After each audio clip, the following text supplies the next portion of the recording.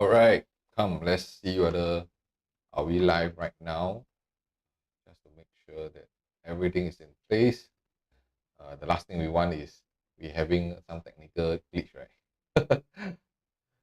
Okay, great. All right, so today I really want to kind of cover some of all this latest updates, especially in the CCR, right?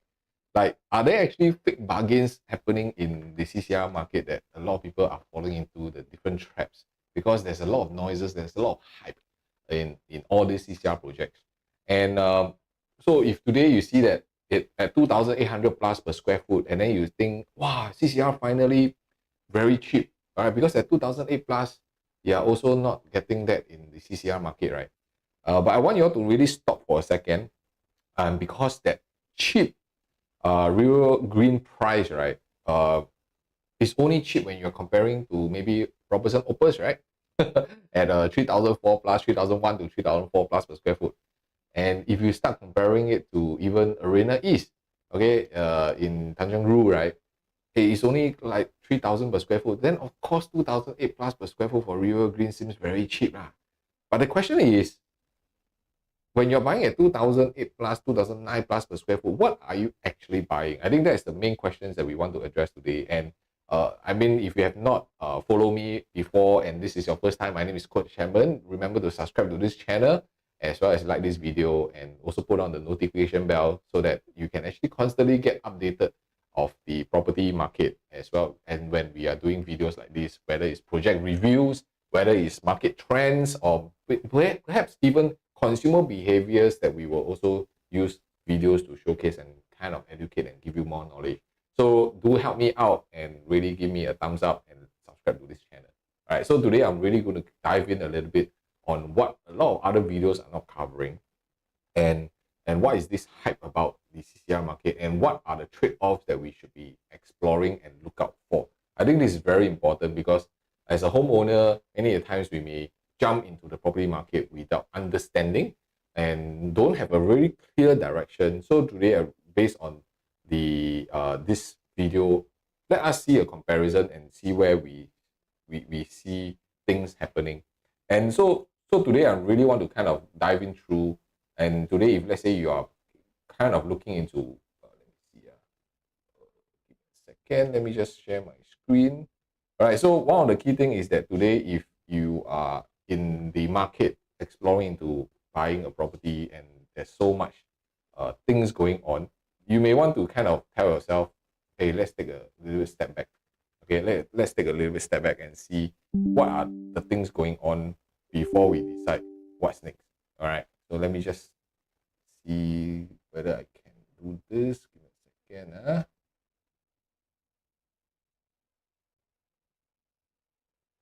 Sometimes you do have technical glitch, which is very common in our line, very common. And that is something we can help. But how many of you are actually in the marketplace and you find it a little bit more confusing? You're kind of confused about what is happening. And wait, give me a second. Let me just do this. Somehow my system don't connect. Let us try again. Right, it was just working well when I had my consultation just 5 minutes ago. All right, maybe it's just all right, let's see if this works. All right, so if this is the first time, maybe you want to kind of just help me out by doing some finger exercises by clicking on the subscribe button. Okay, I think that will help me a lot to motivate me to continue do more videos like this. All right. And so if this is your first time here, perhaps you also, and if you are kind of looking out for properties and you wanting to look at properties, but you kind of unsure and you want to seek a second opinion, well, you can scan the QR code out there to seek a second opinion to get certain clarity first before you act in today's market. I think this is extremely important. So I'm going to dive in straight into how are we looking at some of the comparison for prices. Because if today you are just basing on Rivergreen's price and you find that this is a very cheap property, I think you are in for a surprise, as I'm going to share with you in this video. So let us take a look at the comparison for all the CCR projects, right? With Rivergreen, versus the surrounding PSF. And I've also included the tenure and age included. Again, these are all average per square foot. All right, it has. If you are looking into more specific, like 2-bedroom, 3-bedroom, 4-bedroom types, or even 1-bedroom, right? How do they stand out in the entire marketplace? Then you can actually reach out to us. We are able to help you with a more detailed comparison. So if you take a look at this chart, right, Rivergreen is actually a brand new, but it's of course a leasehold property. And Robertson Opus, of course, is 999 and at $3,450 per square foot. So it's very high lah. But here's the issue, right? There are older resale properties, some of them over 10 to even 15 years old, are averagely selling about 2007 to 2009, which you can see it from even like the Cosmopolitan, the Centennial Suites, Tribeca, even Trillium. So all these are the older properties. So give and take. Today, the average per square foot ranging about 2007 to 2009. So with Rivergreen coming in at about 2,800 plus, close to 2009, actually it's really very cheap. Or is it just less expensive than the most expensive when you compare? Or so if you are just basing on this, then you will find that Rivergreen is, in terms of pricing, is very attractive. Right? But we need to study deeper. Or again, when we start comparing, right? So now we compare to using CCR versus RCR, some of the newer properties out there. Is Rivergreen really as cheap as how it sells? Okay. So if you look at this is where the PSF illusion starts to kind of break. Okay. And for Rivergreen, right, you can see that today the leasehold property looks affordable at about 2,800 plus per square foot. Until you realize, right, if you start comparing to the continuum, at 2,800 plus, and also Arina East. Okay, Arina East at close to 3,000. All right. And from here, although they are not in CCR, but they are in RCR, their prices has already climbed up to 2008 to 2009, close to $3,000 per square foot in the East. Of course, give and take for Mayor Blue, for Continuum is a freehold property. And if you look at Mayor Blue, it's already crossing $3,300 per square foot in the East area. So these are all RCR pricing, okay, and they are pricing higher even at than the Avenue in CCR. So what exactly is cheap? Okay, what is cheap anymore? How, is it very confusing for you that the RCR now is actually commanding higher than CCR pricing? Or does it even make sense? You see? So when you see it this way, Rivergreen really looks like a huge bargain. Okay, a CCR new launch just under $2,900 per square foot. But at the same time, you need to map it against the real landscape of what is happening. Then you will start to see certain illusions start to crack. Okay. But here's the issue, even if it's slightly under $3,000 per square foot, right? It's cheaper, but you are also giving up something. Okay, you have to acknowledge that you're giving up this. What are the trade-offs? Okay, the number one trade-off is definitely if you're looking at 2008, 2009, or even $3,000 per square foot. All the trade-offs, you are trading off a leasehold property where you can potentially also get a freehold property in the east side. Correct. So there's a certain trade-off. Another trade-off, you also have to accept the ultra compact sizes in Rivergreen. Okay, later on we will cover a lot more in terms of the layout, doing some comparison. From the numbers, they are really compact. Okay, I don't want to use the word tiny or small, but compact. But when we do that comparison with neighbors layout, do they seem compact again? So that's why we want to go in a little bit deeper. Okay, because one of the key things also, if one of the trade-off is today, if you are able to own a property that is potentially only about 10% or even 12% more for a freehold versus a leasehold, the trade-off is, of course, you are changing CCR to RCR, but you get a freehold to balance it up. Does it make sense in terms of this trade-off? Okay, and even at this current moment with Rivergreen pricing this way, another trade-off that I see, which is just recently where Robertson Opus 999 leasehold 999 year property, right? You can actually easily top up maybe about $150,000 to $200,000, right, to get that 999 Robertson Opus. So these are all numbers that I think you have to be very sure about to do some comparison. And if you have not, that means you're blindly going to the market, just buying, not wrong, buying based on your where you like, what you want, typically lah. So a lot of us, when we are doing our consults for our clients in our community, we add a second layer, which is to use certain research data and numbers to support some of our decision making. Okay, and then from there we are able to be more secure about how we're going to exit in the future as well.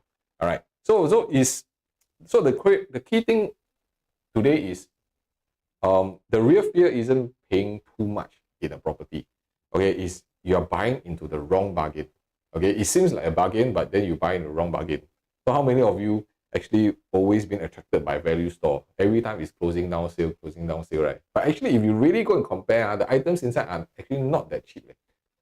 All right. So of course, this is not to illustrate that Rivergreen is this, but the idea is you have to accept certain trade-offs for Rivergreen property being a lower price PSF property that we are going for. So we're going to dive in deeper and study this.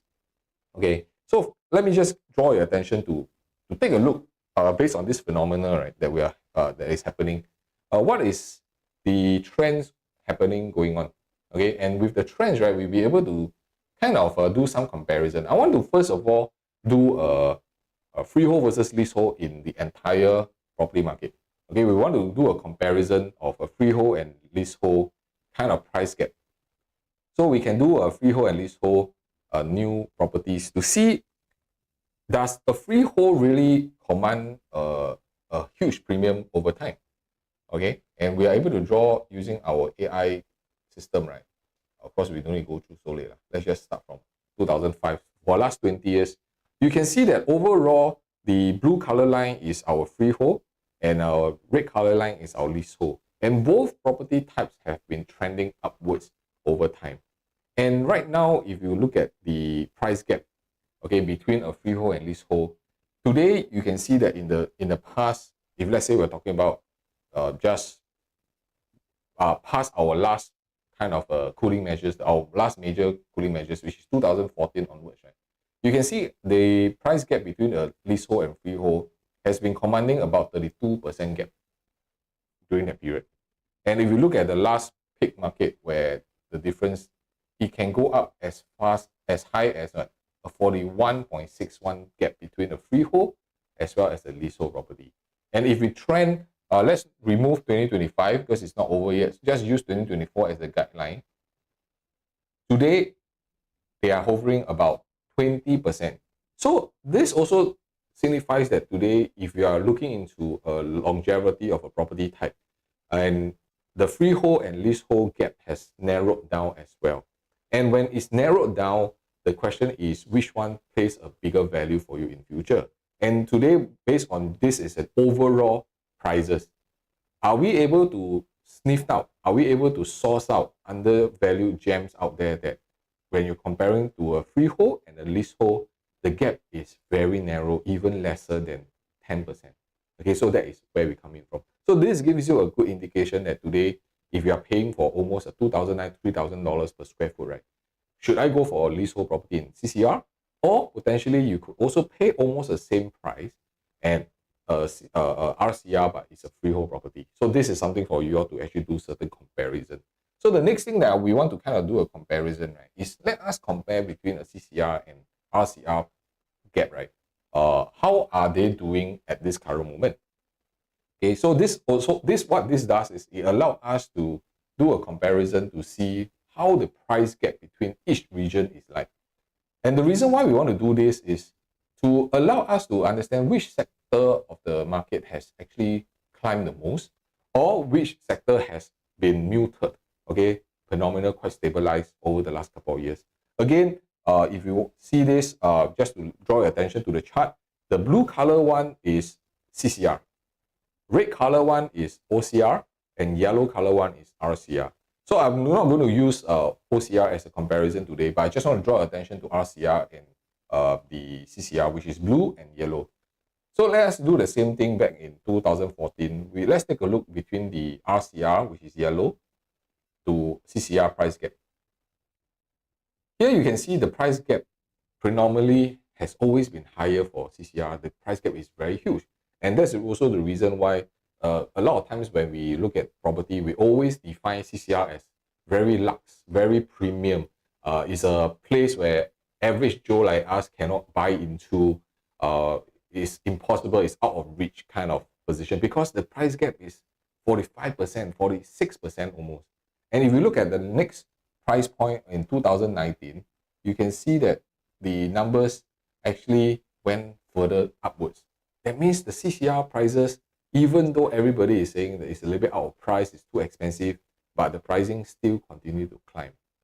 But what happens in 2024 during this period? You can see that the RCR and CCR pricing has narrowed down almost by, wow, this one more than 50%. Okay, more than 50% gap. Largely due to what? Okay, largely due to because after the COVID situation, there's a certain policy control over foreigners purchasing properties in Singapore. So the 60% ABSD slab, is it a direct correlation of the stabilizing prices of CCR? If you ask me based on our research, it's only one factor. Okay, it's only one factor that contributes to this stabilizing of CCR prices. And let us understand from a perspective that today, if I want to enter into a certain property market, right, do I want to go into one that has already climbed so fast, so high, or do I go to somewhere where the potential of growth is higher? So this is always a thought of my mind, right? Where we should buy into the property is always where the growth potential is and what contributes to growth. So in our one-to-one consults, we did a lot of research to guide our clients into 5 factors that actually contributes to growth. All right, so these 5 factors are the key criteria, very strict criteria that we use every time when we enter into the property market before you do anything. Okay, so I think this is extremely crucial for us to actually move forward with. Right, so coming back to this, right, you can see that today with the price gap between CCR and RCR has narrowed down to almost about 17-18%. So does it also gives you the luxury that, hey, let's go into CCR because I can go in and I can go in very, how should I say, it's a very premium product that I can go for. So later on, we will study a little bit more because today we are not only just looking at cheap. Okay, it should not be only regarding how cheap a property is. All right, this is about strategic safety. Okay, safety. Yeah. How and Rivergreen will only work. Okay, if you know, number one, which stack to choose. Okay, and number two, which layout exists the best. And when we talk about layout, it's always about how you're going to sell. Okay, it's always about how you're going to sell. And also what other projects are compressing from this RCR site that we want to watch on. So you all want to watch on as I guide you on what kind of layout choices you must totally avoid in Rivergreen and how does it compare to the others nearby. So we also compile a full matrix of the 11 CCR launches, the unit sizes, the PSF, the layout risk as well. So if you want to see how Rivergreen stacks up against some of all these things, right, you all can just comment below, comment CCR size, okay? Comment CCR size, or you can scan the QR code and just send it to us. And then we will do a comparison for you very specifically, be it whether it's a 1-bedroom all the way to 4-bedroom, 5-bedroom. We are able to help you to get you more clarity on what you do. So don't be caught up in fake bargains. Okay, then later on you have no future buyers. Okay, so I want to also just, before I go dive into the layout, I just give you guys a quick overview about what is Rivergreen about, or at least you all have some ideas of what is happening. So of course, for Rivergreen, we're talking about a very sky loft kind of concept that they have, and they have a lookout and stargaze kind of deck. Very nicely done, if you ask me, in a location where definitely is, if you ask me, if you have followed some of my videos, I did share for the longest time that there are certain support logics are unknown in the CCR region. The support logics that average Singaporeans, average families are looking out for, it doesn't appear in CCR projects until now. Okay, so if you have not watched the video, just reach out to the corners and then you'll be able to actually see some of this comparison and the 3 support logics that I talked about. Why River Valley could also become one of the premium gem or that has been uncovered for the longest time. So I think for Rivergreen, I think one of the key thing is how they have done in terms of the layout and design, and particularly their Stardust pool, okay, which is a Wing Thai signature. I think this is when you're in CCR, you need to have some of these kind of features. So very quickly, a breakdown of the sizes. So this is where you need to understand. Rivergreen's answer is about scale, okay, not in the size of the developments, but in its units. Okay, by offering smaller layouts, basically it also lowers the barrier to enter into the CCR region. And so if let's say today you don't have a chance to actually even smell how to enter into CCR, Rivergreen will be your lowest entry barrier at the moment. Okay, but of course there are still certain trade-offs that I share with you all that could make all the difference. That's why you all must continue watching and to really pinpoint what are the things that you all should take note of while we're going through all these details. So we're given a compact size of units at Rivergreen, right? So the project really has one thing to kind of design, okay, design with the upgraders in mind, especially those of us, maybe because of the larger units in CCR, it's quite difficult for us to enter because the large floor plate is big, then multiplied by the PSF, the quantum is huge. And that's why for Rivergreen, the sizes are more compact. It's easier for us to accept. And with the unit sizes, all this, you can see the 4-bedroom, even if it's only less than 1,000 size, these are all acceptable to the homeowners in terms of what? In terms of affordability. Okay, in terms of affordability. But what we want to compare it with is how is the livability like? Okay, the layout, the livability is size small, but can we stay? Okay, I think that's a very big important question. So even with the number small, the overall amount in terms of your purchase will also get smaller, meaning your down payment, your overall mortgage, the interest that you're paying, everything will kind of reduce. But we will answer the very big number one question, is it livable? Very important. All right, so give you a quick overview about some of the key things I think many of you will already know, like this project is 524 units, okay? And this is the leasehold property. And for here, one key thing that you must be aware is they are using a non-PVC traditional method. And what does this mean? This means that some of the walls inside Rivergreen, you are able to kind of knock it down and then reconfigure them if you want to. This gives more flexibility. Okay, full condo facilities with even tennis court as well as 50-meter lap pool. Very important. Okay, total car park lots 269 in basement 1 and basement 2. Later on, I'll share with you a very unique story about Rivergreen shortly when I share with you. Yeah, so this is how the details of the Rivergreen property is like. So we have also marked up a certain price matrix for illustration. And of course, again, I want to stress, these are not the actual prices. These are all the starting prices that developers have really pushed out, which means that we will have to use that as the lowest benchmark possible. Doesn't mean that all the floor levels, all the unit type will be launching at those prices. Prices are always subject to change on the actual booking day.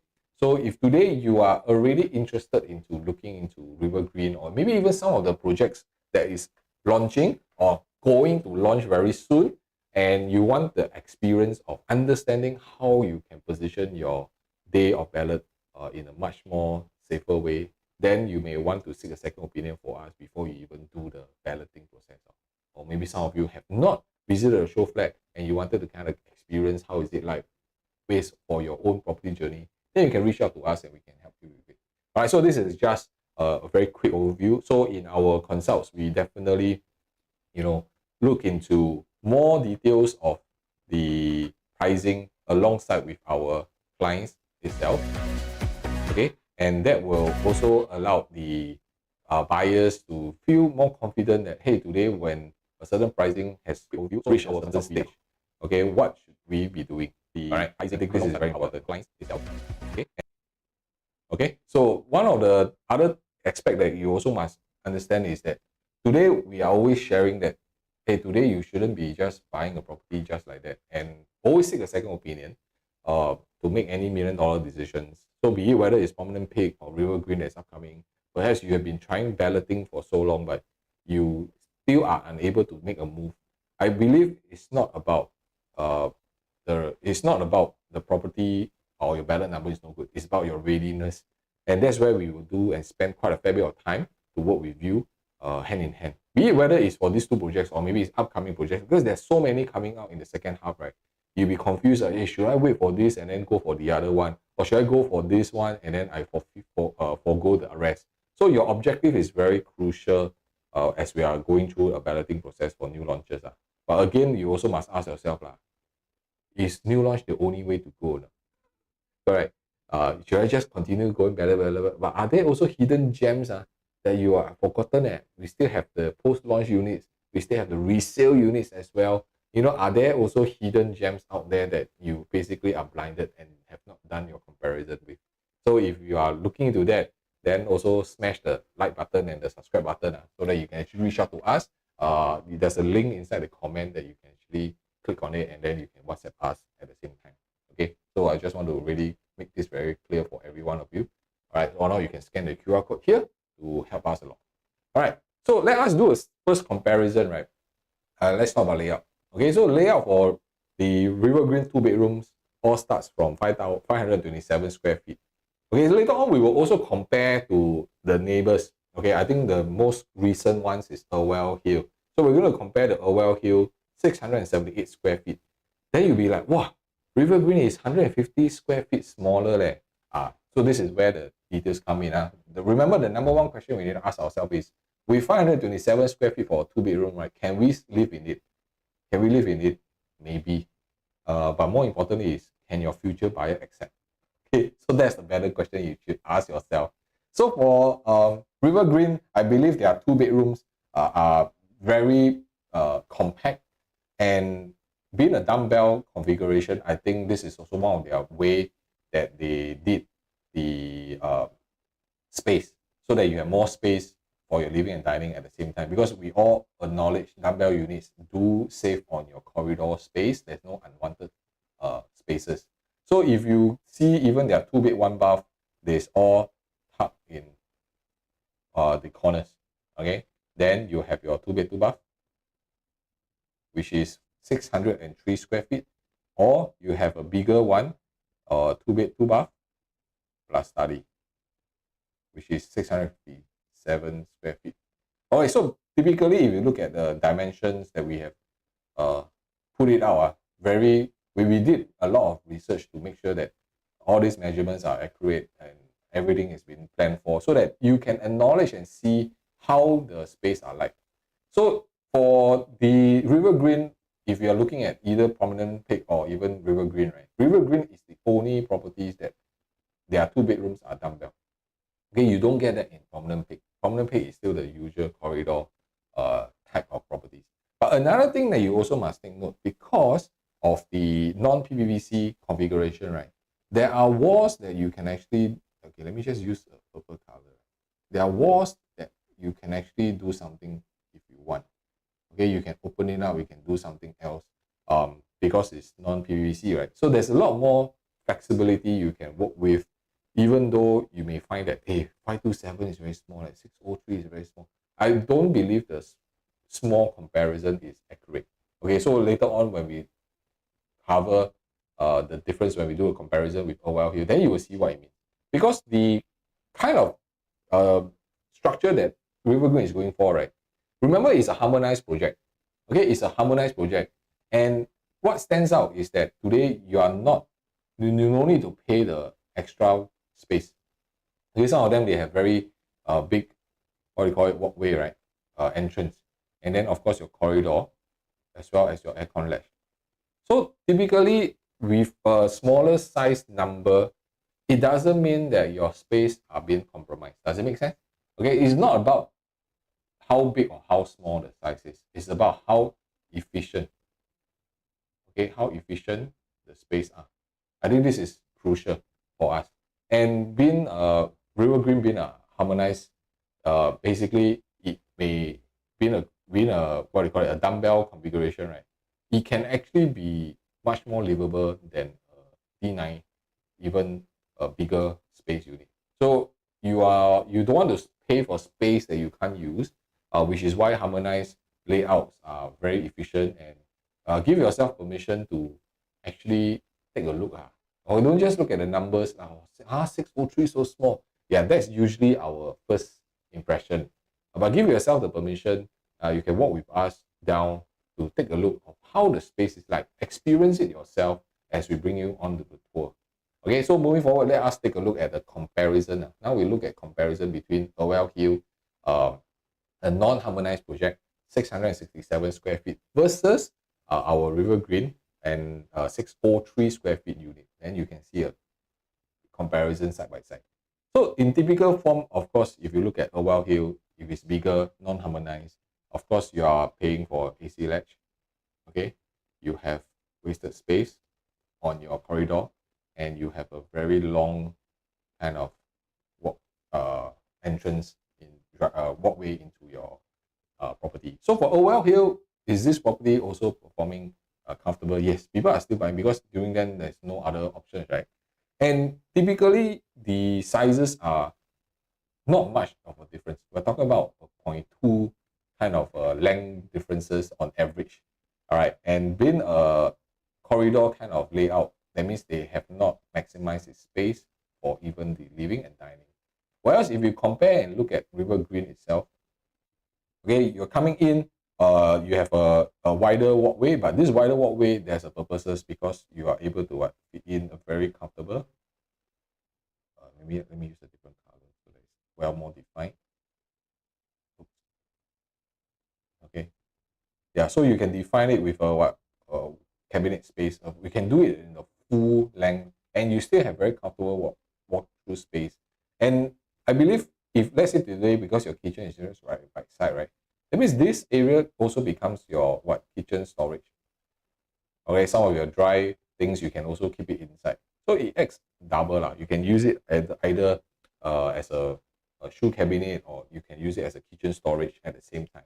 So the space is been done very comfortably, and you are still getting an enclosed kitchen. Okay, you're still getting an enclosed kitchen. So a lot of people will worry, 603 square feet later, I'm getting an open concept kitchen. No, you are getting a fit in, tuck in, proper kitchen that you can use. And because of the both rooms and toilets are all dumbbell, so you get a massive space the moment when you come in, which is very rare that you get to have a corner where you can put in your dining. Right? A lot of people are always worried that when they come in, their dining space is a bit too small because it's kind of tight in terms of space. But with this, you can still put in a dining. If not, you can easily shift your dining to the balcony if you want to. All right, so that is more of a second option. If you move your dining to the balcony area, so does it mean that today you are able to even open up this area if you want to into another secondary kind of a study or workspace area? All right, maybe a little bit tight, but I would suggest you don't enclose it up. You can just do glass with it. Okay, glass to open up the look of it. And with your master room being 10 square meter and bedroom 29 square meter, this is the average of what you'll be getting in most of the projects in the RCR or even CCR. So they are not compromising in terms of your livability, but they are able to scrutinize the space layout. And I believe this is extremely important, that we have to start to accept that the numbers don't play a part anymore. That today, to experience it, you have to be physically there to see how is it possible for us to live inside. I think the livability idea that I have been sharing since many years ago, because of the aircon latch, because of the bay window, is to give ourselves as human beings to experience it instead of just relying just on the numbers. Or sometimes we need to experience it to see how we can live in such a space that is more compact. Very important. All right. So moving forward, right, I believe, let's say today you are having a 2-bed unit. I think the next question also is, does it make sense for me to actually go for a 2+1 unit? That means with an additional study versus a 3-bedroom. So I've also taken the luxury of actually doing some comparison, right? That today, if let's say today you are paying for a 2+ study, technically can we use it for a 3rd bedroom? So based on the bigger 2-bed plus 2-bed 2-bath plus study at 657 square feet, you have an additional study area out. So this study area, can you fit in really a single bed and wardrobe? It's going to be a little bit tight. But unless you're doing like a Murphy bed kind of configuration where storage is at the bottom, then you can double it up. But what this works very well, that means instead of you getting, this one is a 2+ study, and this is a proper 3-bedroom. Actually, potentially you can also double this up as a helper's room if you want to. Okay, in a helper's room. And this also solves a lot of issues for a lot of families. Why? Because a lot of us, when we are looking at the quantum, for us to jump into a 3-bedroom, sometimes the price point could be easily $300,000 or even $400,000 more because of the size. But right now, you have this opportunity to go into a 2+ study, even if you have a helper. Okay, even if you have a helper. So this, I believe, is a very good touch point that you do not need to spend a very high quantum, but your living habits, your living size, your family size can still fit in a 2-bed+ study configuration. And because of this, there's a dual entrance, for the common bathroom, which is great because it can be for guests, it can be for the helper. If not, you can easily just double the study as a storage, which is also one of the biggest concern that a lot of families have. If let's say they buy a unit, where are they going to store things? So for the longest time, if you're staying in a 2-bedroom, you're definitely getting your storage space. Okay, and it helps quite a fair bit. Or you're getting a tuck-in kitchen, which is quite crucial. Or if not, you can always do up your balcony with storages. Okay, which is something that we have seen quite a lot in most of the other newer developments because of space constraint. They try to do their storage here as well as their laundry area. So laundry, instead of putting on the floor, they will do the ceiling kind of system. So this doubles up as a 3-bedroom. So the question is, if let's say today I'm going to compare the 2+ study, or should I properly get a 3-bedroom, which is about 130 square feet more. Okay, 130 square feet more, meaning your overall quantum also gets increased, your money mortgage also increases, but is the extra space justifiable? Okay, so what do you get extra is you also get a home shelter lah. So instead of a study, you also get a home shelter that is 1.7 meter by 1.3 meter. So technically, this is even smaller than the study, the study space in the 2+ study. Of course, all your other configuration you will get is quite similar. So what do I mean by this? Because you get an extra room lah, or properly. This one is more of a store. So if you look at the bedroom, you get 11, right? In the 2+ study, you get 10. So very similar. And normal bedrooms, for the 3 bedrooms, you're getting 8. 2-bedroom, you're getting 9. Or the other room, of course, is slightly smaller, which is 7. And this one is to put in more of a single or super single bed instead. Also, it's quite impossible for you to put a queen unless you don't want the wardrobe. Okay, and do something with the wardrobe space somewhere else. Okay, so these are still possible. And with this configuration, the space could be a little bit different because you still have certain walkway that you need to take note of.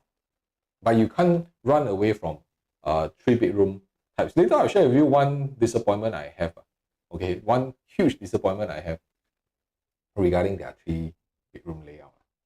So please stay on, and I'll share with you my thought process on this. Alright, so if you ask me between a 2+ study and 3-bedroom, question is the 3rd bedroom. Okay, the 3rd bedroom, you are only able to fit a super single bed and a wardrobe. Can it double up as a kids room? Oh, definitely possible. But if let's say you find that the space is a little small and then you are going to convert it into study, then perhaps I would maybe suggest you don't need to go for this 3-bedroom instead. Although you do have an extra storage space, I think a 2+ study would be able to help your quantum gets even smaller. And more importantly, is also the number of units that for the 2-bedroom. Let me just take a look. For the 2-bedroom plus study, we have about 35 units. Okay, we have 35 units. So of course, if you can combine both, then you have more choices. But again, it will still come down to what is the price differences. All right, is it more worth for me to go for the 2+ study or the 3-bedroom compact? And how much of a price gap difference is there? So for us to make a decision on it. And then there's a lot of comparison, floor level, the facing, you know. So this is where we will work with you prior to your even balloting or booking day. Then that's where we will go in a little bit more details to select the correct unit type that is affordable for you, and also that it can help you to exit in future. So coming in, right, I want to share with you what is the disappointment I have regarding the 3-bedroom in Rivergreen. Okay, the disappointment I have is that if you look at all the 3 different layouts from 783 square feet to 872 to 883 square feet, they are all corridor type of 3-bedroom configuration, which is something that I believe today's marketplace, especially we are talking about harmonized, I think you can do a lot better than just giving us a corridor, because typically they are all quite similar, or it's only the kitchen size differences or even the storage space. The rest are all the same. All 3 of them don't have yard area. Okay, they all don't have a WC, so you can't really fault what kind of layout you want. It's more on the facing of each development that you want to maybe compare it with. Yeah, because I'm saying that today, if let's say you know your sizes are a little bit more compact, can you create more space out of it instead of allowing the corridor space to waste? That means if let's say I'm able to remove out the corridor space, right, then maybe my overall livability gets bigger. My living hall gets maybe 1 or 2 square meter more. My bedroom also get 1 and 2. So there's a lot of areas that you can kind of increase. Why do I say that? Because I don't know whether have you seen layout like this. Actually, in my previous video, I have been sharing that today's developer should already upgrade their own layout configuration to align with the consumer behavior changes as well as the harmonized changes. That if Parc and Alta, they are able to do a dumbbell 3-bedroom unit layout, how come other projects in CCR cannot?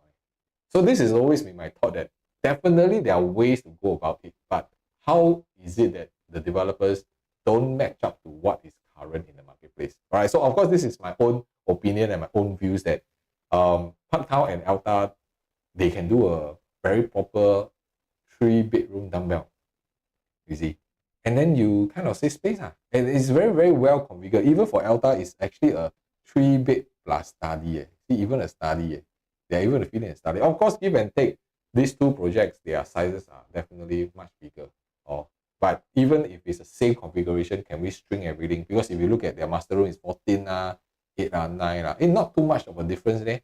That means I should be able to actually squeeze in into this compact size in Rivergreen. So this is one of the, a little bit of my disappointment, but not that it's unfunctional. It's still functional. Because why? Because if you compare the Orwell Hill Residences 861 square feet, okay, 861 square feet versus Rivergreen's 872 square feet, it's just about how many? 11 square feet more. Okay, 11 square feet more. Okay, the configuration is a lot different already. You see, because for Orwell Hill, right, you are getting a proper 3-bedroom. Okay, you have a master room, you have your normal room, and then your third room. Your balcony, everything is as per it is. But then for the you're also getting an enclosed kitchen.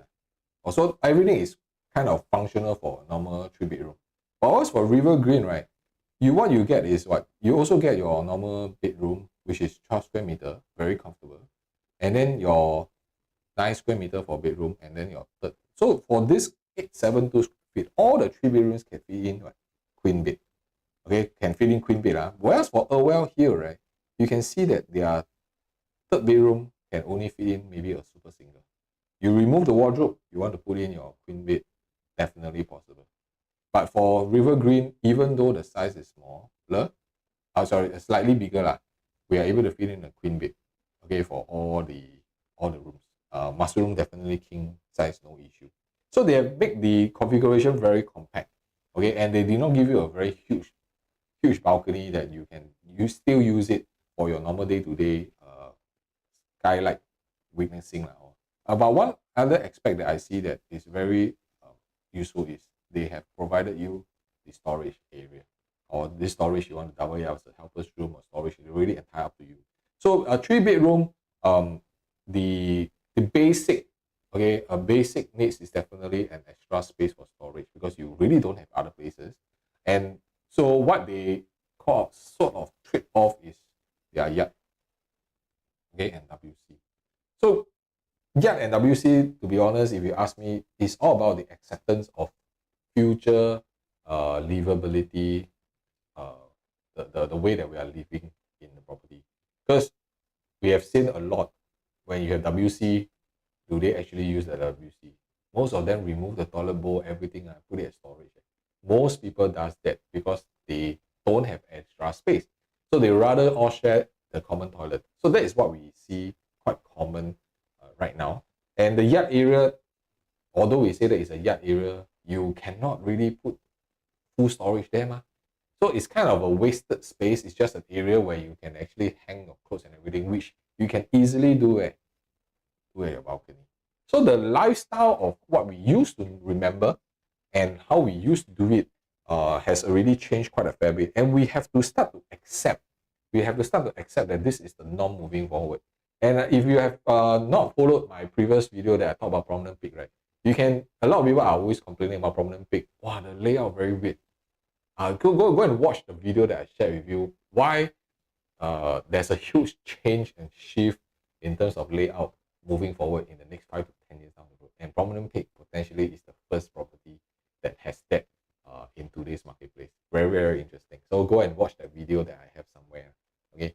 So with this, right, we also want to kind of take a look. Today, if let's say I'm going for a 3-bedroom with this kind of configuration, then is 3-bedroom better or should I go for a 4-bedroom? Is it more worth for me to pay the extra 1-bedroom again? Of course, it's all still subject to how much the pricing is. But once we can understand how the layout and the kind of premium that we're going to pay for, right, and what is the value of each jump in terms of property type, property size, right, then that allows us to be very confident when we are doing the balloting process and the booking process. When the numbers and the prices are out, we are able to shortlist it very, very quickly because we have done a lot of preparation. We've done a lot of homework before that. See, for their 3-bedroom is a 883 square feet versus their 4-bedroom, which is a 980 square feet. We're talking about just about under 100 square feet more. And 100 square feet more, where does it go? So this is where you need to understand, because their household shelter is the same. Okay, their kitchen is the same. So the 100 square feet, slightly under 100 square feet, goes to what? The 4th bedroom. Okay, so when they go into the 4th bedroom, you can see typically the numbers does not change too much because they are still getting a 12 square meter for master room. Okay, the bedroom 4 is a little bit slightly smaller at 7, but the other rooms 8, 9 almost the same. Okay, and then the other room is 8 and 9 is also almost the same. So it's plus minus here and there, but if you match it up, the additional space that you're paying for is definitely this extra 4 square meter. So the question is, sorry, 7 square meter. Depends on how much the value is to go for the 4-bedroom. So this is the extra area that we need to work out on how much extra money that we want to pay for. Give and take, of course, you will have a little bit bigger of space in terms of your living hall, your dining area, balcony. All these things are quite, that means you will have a little bit plus point. But the question when we come to this kind of decision is, let's say, for example, when it comes that there's still availability of 3-bedroom and 4-bedroom like this, how are you going to make a decision in terms of the pricing that the developer has put out? Does it make sense for us to actually look into that aspect? Okay, I think this is very important for you to really be very clear on how you want to position your objective of your next property. Okay, and because of this, that's the reason also why sometimes when clients they did not do enough preparation, okay, they will be very confused of what is the pricing like for different floor level, different height level, different facing, what is the premium that they should be paying for. So all these are important for you to really understand before you move forward with the plan. So one of the things that I shared in my another video that perhaps if you have not gone through, you can go and take a look, is under the CCR video. I talk about the support logic, okay, and there are different support logic. So I'm just going to quickly touch on the support logic too. Why? Because today when you're looking at properties, you cannot just buy with your own intention. Yes, your intention is for your own self, but you do need to have a certain percentage of thought process for who are you going to sell to in future, and will this price point, this kind of layout, this kind of location be something that other people can accept to purchase, so that you can reduce down your risk as much as possible when you're selling. So all the support logic that I shared about is that there's a pre-GFA harmonization as well as post-GFA harmonization. That's why you can see that the prices has a huge jump in terms of per square foot. And we have to acknowledge that this is how it goes because the sizes are a little smaller, and being a harmonized project, that's why the PSF also went high. So for the Rivergreen as well as Promenade Peak, which is going to come out, and we're going to have Zion Grand in future, and of course we have Coco Land who already also purchased another land already. So looking at this, right, if you see the price point, right, okay, you can see the price point that for the newer post GFA harmonization, the average per square foot should ranging about what, 3,000, about 3,000 even for Promenade Peak. Of course, Zion Grand, they bought their land slightly a bit lower, so we're expecting anything from 2009 onwards.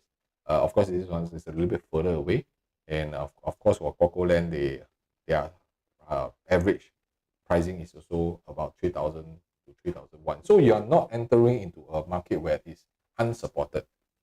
And that says, if you look at even the multi-modern Riviera is TOP 2023, okay, just 2023 TOP, and Oval Hill also TOP about just recently, okay, 2024, 2025 time, you see.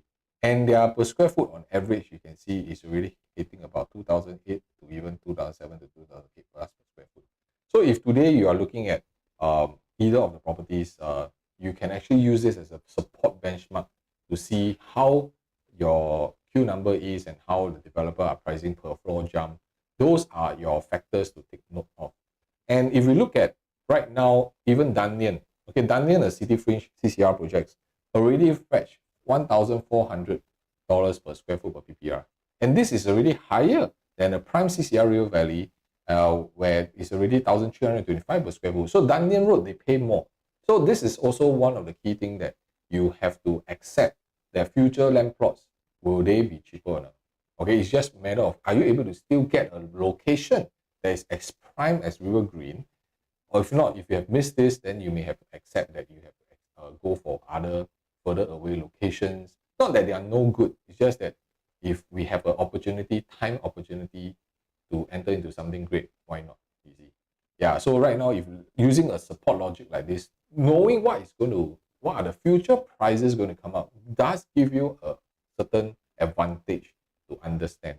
So even for Bedok area, we're talking about already land bid already $63 per square foot, and all these are OCR. Jurong, we're talking about $193 per square foot, lower. Okay, so the difference of $200 per square foot to choose Lakeside or Jurong area versus prime area, is it been justified? Serangoon, $51 higher higher per square foot. That means the Serangoon side one, they will be launching more than $2,900 per square foot, definitely. So Serangoon 2009 versus CCR 2009, which one you want? Okay, so recently, of course, the Chuan Grove, they launched their strong bid at $1,376 per square foot. Easy. So these are all support logic that you need to kind of understand what is happening. And one of the key things that I believe a lot of homeowners are not aware of is also the number of guidelines that we have in CCR.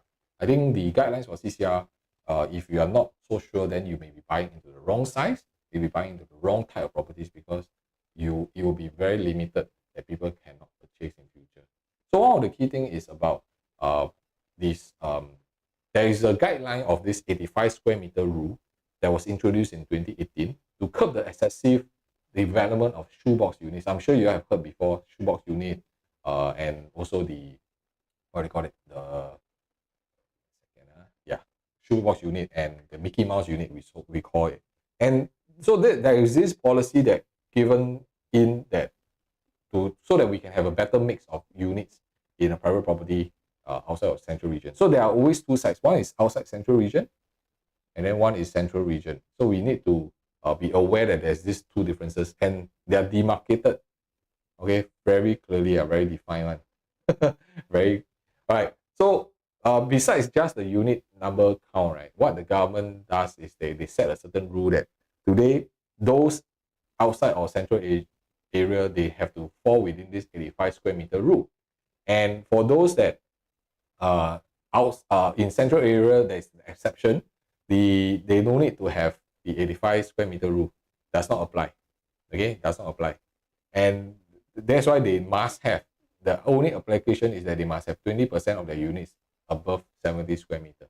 So these are all very important strategy, information and strategies. Why? Because the impact, right, is really to curb and moderate the supply of too small units. And so that they can have a very comfortable, livable area, not just like Hong Kong, too small, 200 square feet, you can also stay, 100 square feet, you also can stay. So there's always these policies to guide our livability in our property. So this harmonization that you see, government also will not harmonize it so much that you cannot stay, because everybody will start complaining, right? So that is not the vision of Singapore's direction for property ownership, definitely easy. So with this, right, so Rivergreen, right now you can see that there are 524 units. But originally it's been planned for only 380 units. Okay, originally. But because of this guideline, right, now they can expand the number of units, which makes also it more affordable for a lot of people. All right, so that's why they can build. So the other thing that you need to also take note of is that Quaco Land, if they see how Rivergreen does it, right, will they also increase in terms of their number of units? All right. And also with a Puzzle C being launched, also will be, because this is being demarcated without the 85 square meter range. And with them being higher land prices, okay, higher land prices, will you think that they will also want to build more so that they can recover more? You see, so these are all very important guidelines that when we are doing our research, it helps. But one of the biggest traps that I believe a lot of homeowners usually fall into is during the selection process, or the lack of preparation before they go into their property purchase. And these are some of the things that we do in our consults with our clients to guide them step by step based on their affordability limits, their financial numbers. And then we will spend a lot of time, like how we shared you in terms of layout comparison, facing comparison. We will do the unit selections versus your affordability. Then we will look at per floor, what's the estimated price jump, so that we have a foolproof direction of our strategy. And once we have a clear direction, then the rest is we just have to wait for the release of the actual prices to come in. And it will also be times where the prices are too high, but in your opinion, you still want to buy. And our role is really to kind of share with you a walk-away pricing is what and how it should help you to move forward. All right, be it it's a good price, whether it's a not so good price, our role as your advisor is to tell you the truth and be very upfront about it and be transparent enough so that you get all this information to make your own informed decision. Because we cannot make decisions for you. Our role is to provide and supply you or access into all this research data and numbers. Then you as a homeowner, you have everything to make a sound decision moving forward. All right, because you don't want to be like some of all these cases where they already purchased and then they kind of like confused about themselves. You see, or initially I only wanted to enter at 2,500 maximum, but at the end he paid what 2,600 plus and he still purchased. Then he started questioning himself. I have to pay my ABSD cost because I'm a PR. Then on second look, hey, the 441 like seems to be too small, but I should go for the 495. So a lot of this kind of justification after you purchase that what is actually happening. So I believe this is also a very not so right approach in terms of property purchase. You don't want to guess yourself. You don't want to second guess yourself into the property market, especially with a high price, high interest environment right now. The more you need to have more criteria for safety. Okay, very important. So even like this one, buy anything or when it comes to their queue, then they just anyhow buy. Or so I purchased one bedroom without balcony, but on the 14th floor. Then of course after they came on, you see 3 days only, 7 to 10. Then after that, they asked me, out of curiosity, if we decided not to pay the 5% option fee after agreeing to ballot, will the buyer be able to back out with no penalty? So these are all the things that you should address yourself way before the balloting process, and not just about going into it blindly. Also, you need to be very, very careful about some of all these traps that the show flats and the new launches and the hype bring you into. Also, usually what we do is we do quite a fair bit, okay, in terms of preparation for balloting, the balloting day flow, and the selection of units. So prior to even visiting the show flat, even going down to see physically, we do a lot of clarity check. We do a lot of financial health check, your affordability check. All this to ensure that today are we in the right frame of mind to even enter into the property market. Is the market in the next 5 to 10 years what we are projecting it to be, and what is the worst situation that may happen that you need to be aware of before you enter into the property market. Right, so we do quite a fair bit of things in terms of preparation. So if you find that today you are already in the market, you have seen it, but you have not decided what you want to do, then perhaps you want to scan the QR code and just kind of reach out to us, and so that we have no fluff. Okay, no fluff about guiding you through. We are all unfiltered truth to share with you how to actually enter into the property market in a step-by-step process, adopting our REI method at the same time.